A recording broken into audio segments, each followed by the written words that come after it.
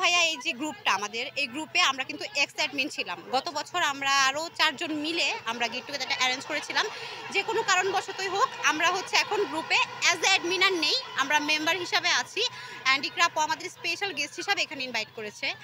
যেহেতু আমাদেরই প্ল্যান ছিল বা আমাদেরই একটা উদ্দেশ্য ছিল যে আমরা মায়েরা মিলে কিছু একটা করব, সবসময় মায়েরা মজা করার জন্য বছরে একটা গেট টুগেদার অ্যারেঞ্জ করব। তো সেক্ষেত্রে আসলে আমরা সারা বছর অপেক্ষা করি কবে আমাদের একটা গেট টুগেদার হবে, আমরা এখানে আসবো, মায়েরা মিলে মজা করব। এখানে আমরা যারা আছি ম্যাক্সিমামই কিন্তু মা, দু একজন আছে সিঙ্গেল খালা। তো আমরা একটা দিন পাই এই জন্য, মানে ফ্যামিলি থেকে আমরা পারমিশন নেই যে আমাদের অমুক ডেটে আমাদের একদিনের জন্য ছাড়তে হবে, আমরা এই দিন নিজেদেরকে শুধুমাত্র সময় দিব।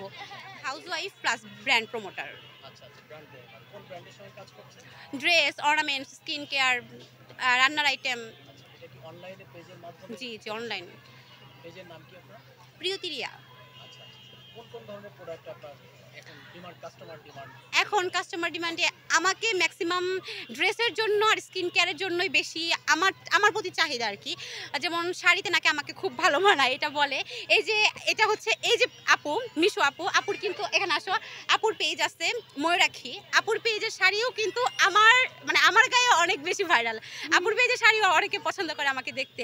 তারপরে এখানে আরও অনেক স্পন্সর আছে যাদের সাথে আমি ফুল মান্থলি কাজ করি, একদম ফুল মান্থের সাথে।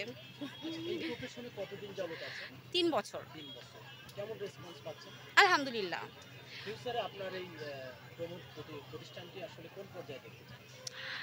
আসলে খুব বেশি প্ল্যান প্রোগ্রাম করে শুরু করেছিলাম না, নর্মালি শুরু করছি। তখন প্রথম সবাই ভালোবেসে গিফট পাঠাইতো, একটা সময় গিফট থেকে এটা পেমেন্ট পর্যায়ে চলে আসছে। এখন আলহামদুলিল্লাহ এটা আমার ইনকাম সোর্স।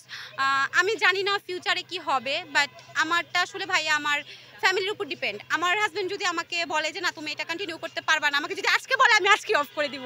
সো এটা তার উপর ডিপেন্ড করে আসলে।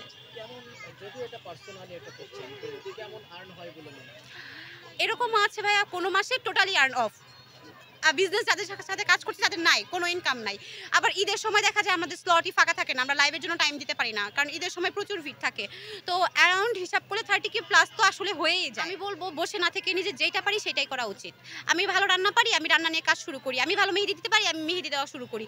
আমি ভালো মেকআপ পারি, আমি মেকআপ শুরু করি। শুধুমাত্র না বসে থেকে যা করা যায় করি।